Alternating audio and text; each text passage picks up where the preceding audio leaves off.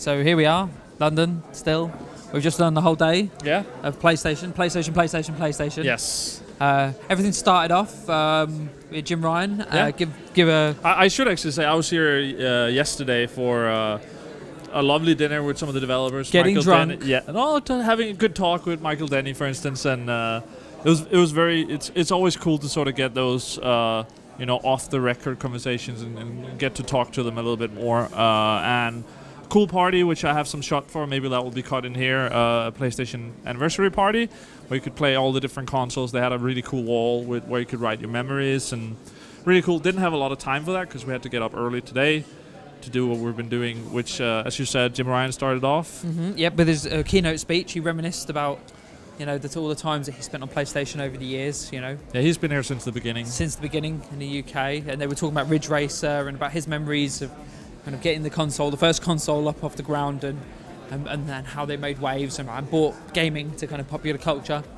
And then Michael Denny joined him took over from him on stage. Yeah. And recalled his early days at Psygnosis and made me think of some of those incredible Psygnosis games. Yeah. Obviously, they were instrumental with the early PlayStation stuff, and I was on the PC, so there was some Psygnosis stuff on the PC before that as well, before they joined forces with Sony, and it's a studio I remember fondly. So that was a nice intro today, and then we saw a series of games, which will be discussed elsewhere. Yeah. Just trawl through GRTV to find the relative pieces. So all in all, it's been a pretty good day, hasn't it? I think one thing I want to talk about shortly. I think it's very interesting that Jim Ryan was very honest about the mistakes they had made on PS3 and talking about that, how they had learned from that. I think that I don't know if they've ever talked about the PS3 that way and how happy they are about it. I think they have. Yeah. I don't think he said anything kind of groundbreaking. I mean, and to be fair, he was talking to a room full of journalists, who were all well aware of kind of the missteps taken.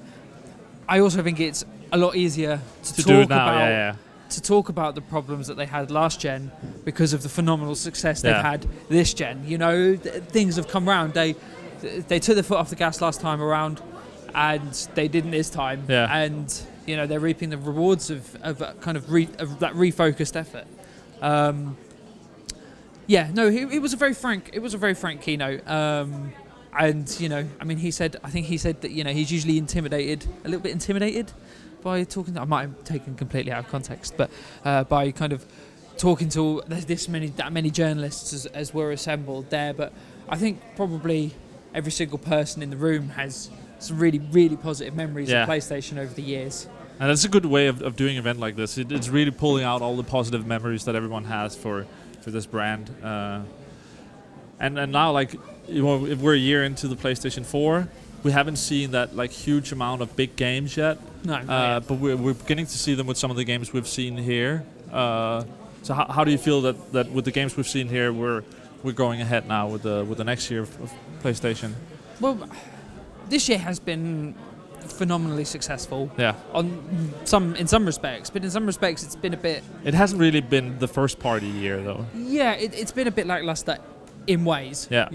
they haven't had the killer first party games. And that's usually what Sony has been known for, is they have a good amount of first party studios. And they've got so much manpower, in that area, that you've just got to think that over the next 18 months, they're going to be bringing out all the big guns. Yeah. And we've got Uncharted coming next year. We'll see what announcements they're going to make at the end of this week in Las Vegas at the PlayStation event there. I think it's going to be good. They've got this renewed focus on indies and kind of getting those boutique experiences. The smaller games, the digital games. They're really focused on that, and they have helped flesh out the PlayStation lineup significantly this year. Yeah. But I don't think that they're going to stop. No. Once the AAAs start kind of rolling in as well, I think it feels like there's much better synergy now between the big games and the smaller projects, and that both have kind of equal footing. I mean, Call of Duties, all those kind of games, Destinies, they're going to make the big bucks. They always are. But what we know now, it's going to be good to have an Uncharted and games like that. Yeah, definitely. Yeah. People want blockbuster entertainment. And that isn't ever going to change. But the risks of putting together these projects is considerable. You're talking teams of hundreds of people working, for 2 or 3 years on each project, and if they fail, then it costs the company that's financed them, in this case Sony, it costs them huge amounts of money. So, the indie space, the digital space is clearly the place where they are going to take those risks, where they are going to innovate, and we'll see, more safe bets.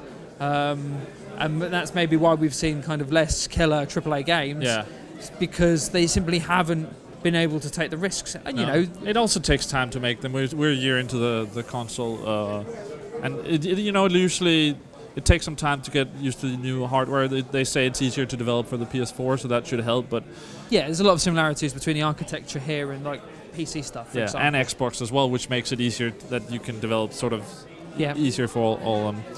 But that's it for the PlayStation event. As Mike said, check out Gamereactor for more of the interviews and also the written pieces, all the stuff we've seen here. And that's about it, right? Okay, we're going to go freeze because it's really cold outside.